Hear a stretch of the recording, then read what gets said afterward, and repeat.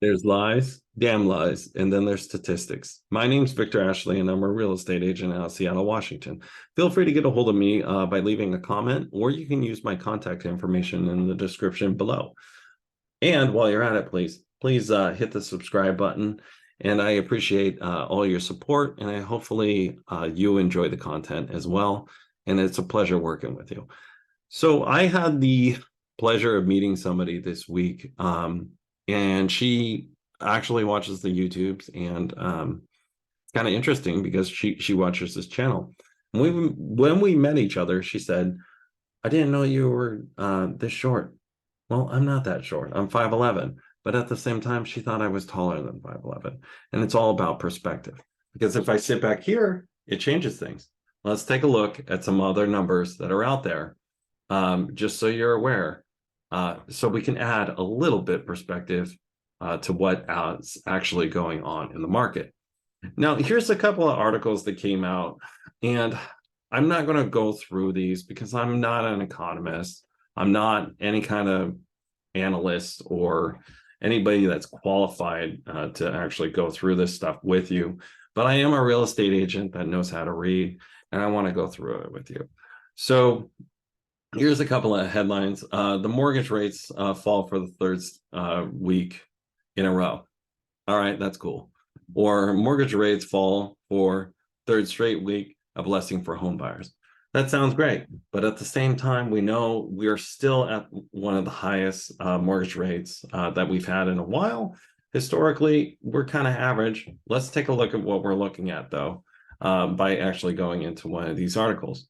So I went into this article, and I was reading it, and there was a couple of things that didn't really make sense.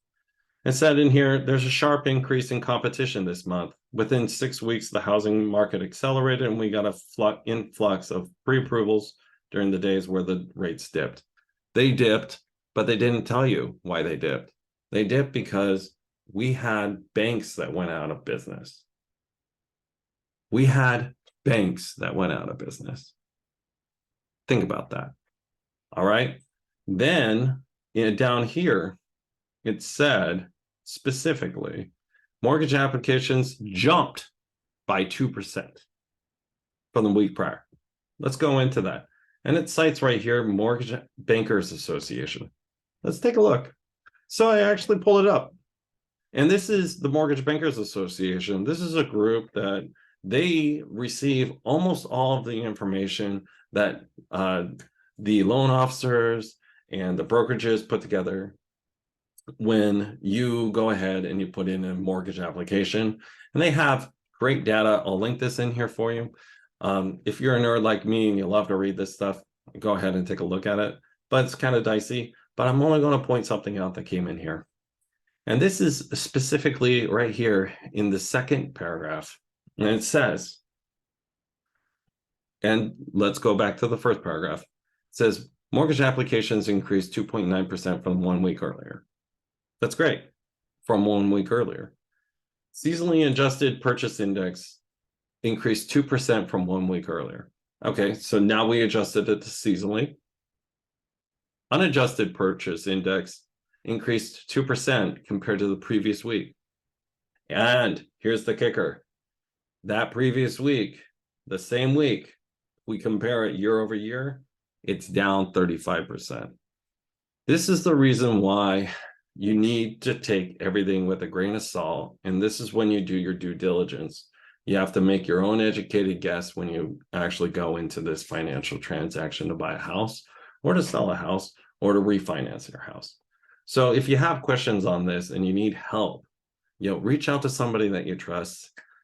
Reach out to somebody that is a market expert or a leader in this kind of field, and actually takes the time to do a little bit of homework and go through this stuff with you. Now, again, I'm not an economist. I don't know how to read these things exactly, so I might be misinterpreting it. But when I see 2% up, when it's down 35%, I think that that's a difference of 33%. As usual, it was a pleasure working with you today. I look forward to working with you, and I hope you have a fantastic day.